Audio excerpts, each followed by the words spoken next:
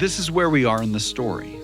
Joseph Smith, burdened with questions about God, worried about the state of his soul, seeking forgiveness for his sins, entered a grove of trees near his family's farm. It was a morning in early spring 1820. Have you ever wondered what the grove of trees looked like that morning? Have you ever thought about what it sounded like? Have you ever considered what it smelled like? The vision has been portrayed in several films and even more paintings. Perhaps you know the lyrics to the popular Latter-day Saint hymn that describes a lovely morning, replete with humming bees and sweet birds singing, music ringing through the grove.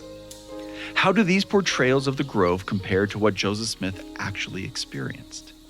In this episode, we are talking about Joseph Smith's sensory experience in the sacred grove. We're talking about the sights and sounds of that grove of trees at the time he entered to offer what turned out to be the most consequential prayer of his life. This is The First Vision, a Joseph Smith Papers podcast, and I'm your host, Spencer McBride.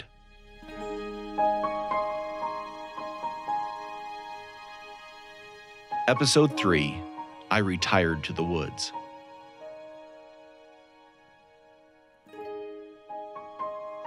As a historian, I have walked in the sacred grove multiple times. However, like the majority of visitors to that historic site, my visits have always been in the summer. The grove I have experienced is a lush and serene section of woods. The tall trees, their branches full of vibrant green leaves, form a thick canopy overhead, with sparkles of light breaking through the small gaps between them. And, for the most part, the artistic renderings we see of the grove match this experience. The sacred grove is commonly depicted as we see it in the summer, as a deciduous forest teeming with life.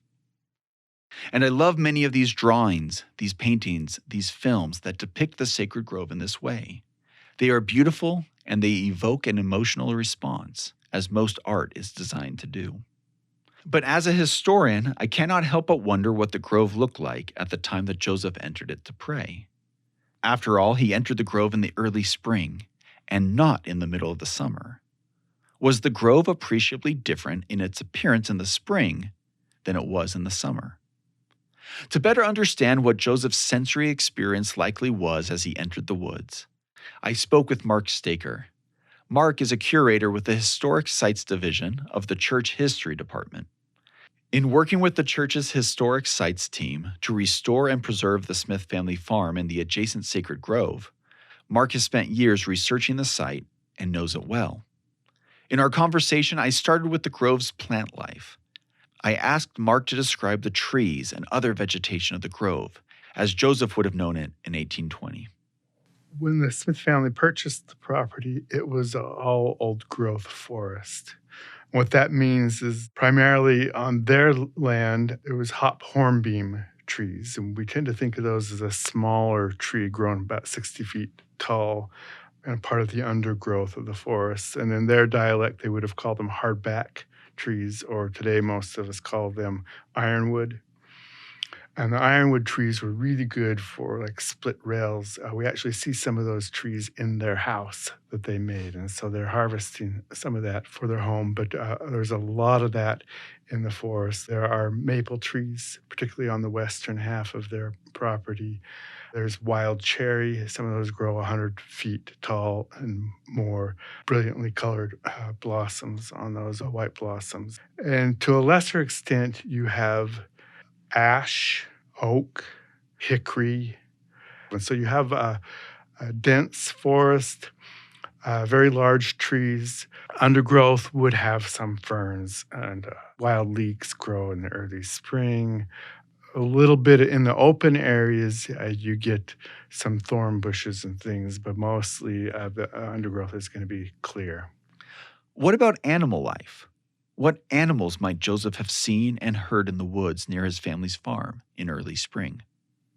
Animal life in the early spring, which is the time we're most interested in, you're going to have peepers, which is small frogs, and you hear them in large groups chirping. And so you hear early in the morning, the peep, peep, peep of all of these peepers going. And then you have tree frogs, which are more of a deep toned bass sound. And sometimes they can throw their voice so that you don't quite even know where they're at when you're hearing them. What about mammals? Were mammals such as rabbits and squirrels common in this place at this time? Or birds? Skunks in early spring are one of the first animals to come out, and you'll occasionally see them. Susan Fenimore Cooper, the famous James Fenimore Cooper's daughter, writes about forests in this exact area at this time period. She does a whole book describing the forest life here. And she mentions that robins are predictable and that they watch for those in March, usually the kind of mid to late March. And they know within a 2-week period when those robins are going to come. And they're actually watching to see them. So, just how similar is the grove we visit or see depicted in the summer to what Joseph likely experienced in the early spring of 1820? It's not at all the same. We don't know when early spring was for him, and we have a kind of a range, but if you consider March and April and even well into almost the end of May, it's not green. The leaves come out toward the end of May, and they kind of all come out at the same time, that open time period when all the leaves will just kind of burst out into green. But before that, a lot of people have started thinking of the grove as brown, but it wasn't brown either. In early spring, what you're going to have are blossoms. These trees are going to be full of blossoms. So the elm tree will have their purplish brown flowers. The hop hornbeam has these dangling, that's where it gets its hop name from. They look like hops. If you're not familiar with hops, you can think of an ice cream cone, a small ice cream cone upside down all over the tree in bright green colors. Cherry blossoms, white with a little bit of a tinge of pink on them. In 100 feet of cherry blossoms, you can imagine this big white presence in the forest. Lots of color. The beech trees, the blossoms are yellow, so you'll have areas of yellow, and there was a lot of beech trees on the property as well. And so you're going to have whole groves of yellow out there. And so when Joseph goes out to pray, you think a bit of brown, sure, but mostly color everywhere he's looking. Lots of bright colors of all these blossoms from these trees. I found Mark's description illuminating. He's describing a grove that is very different in appearance than the summertime deciduous forest that so many of us naturally think of. But he's not describing a dreary brown forest in contrast. Instead, he's describing a blossoming forest, and those blossoms make it a colorful and beautiful place. We assume that the dead leaves and fallen twigs, the remnants of the past winter, crunched beneath Joseph's feet as he walked across the forest floor. But throughout the woods were the sights and smells of spring. All around him, the evidence of new and continuing life.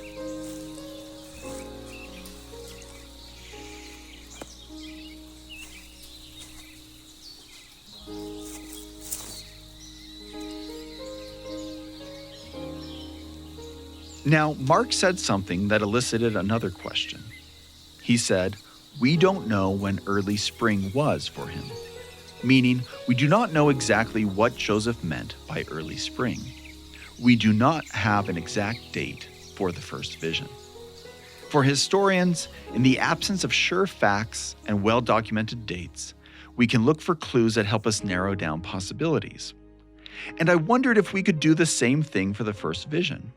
Could we look at the nature of daily life on the Smith family farm and what was happening in their world in 1820 to help us better estimate when Joseph entered the woods to seek answers from God?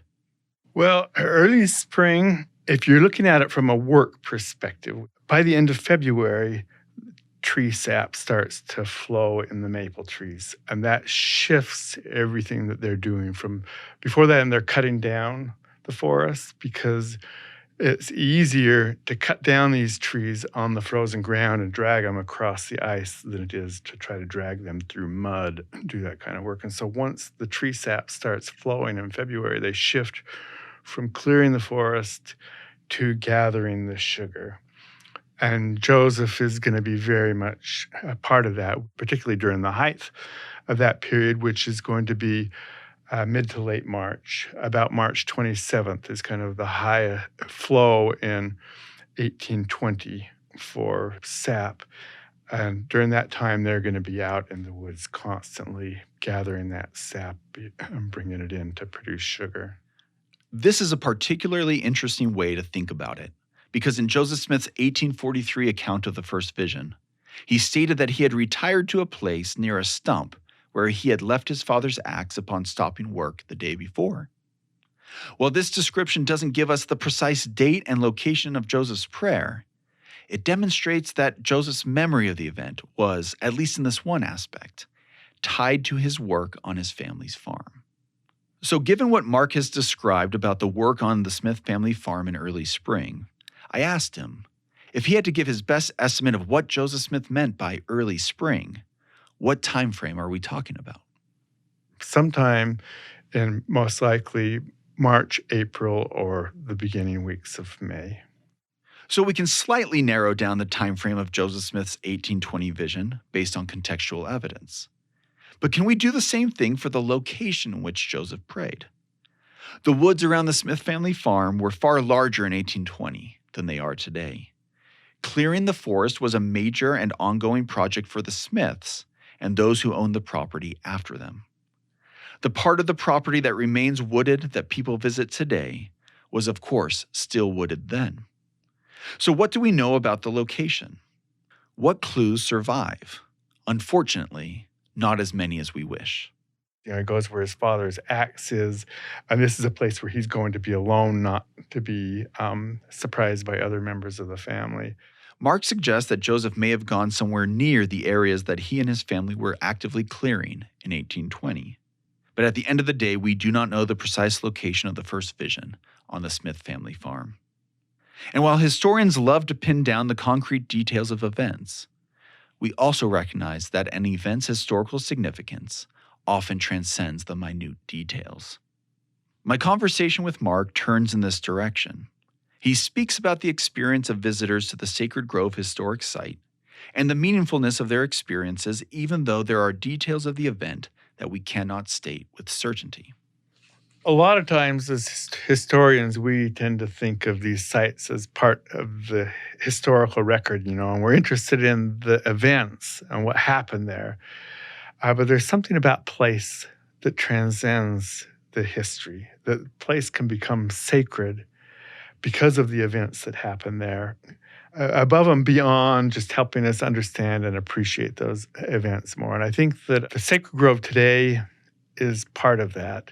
And I like to think of the whole Smith property as the Sacred Grove, not just that now 20 acres of woods we have on the property, but that the whole property represents this interaction between our Heavenly Father and His children to bring about our salvation through His Son, Jesus Christ. And so going to that site becomes almost a pilgrimage, that it's an act of devotion, of going to connect with God and worship God ourselves, and not just learn about the events that happen there, or even try to understand the setting better of those events, but it's to actually not have the same experience, but to have our own experience, to have our own connection with God through a place that's become sacred because He's been there before.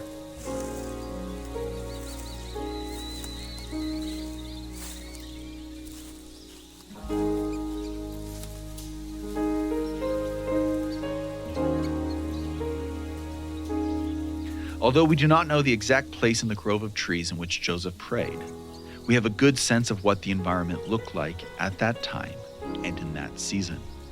He entered a deciduous forest coming out of winter, a forest blossoming in anticipation of warmer weather and more abundant growth. And this brings us to the vision itself, to the prayer that Joseph uttered and the resulting communion with the divine. That is where we will pick up the story in the next episode of The First Vision, a Joseph Smith Papers podcast.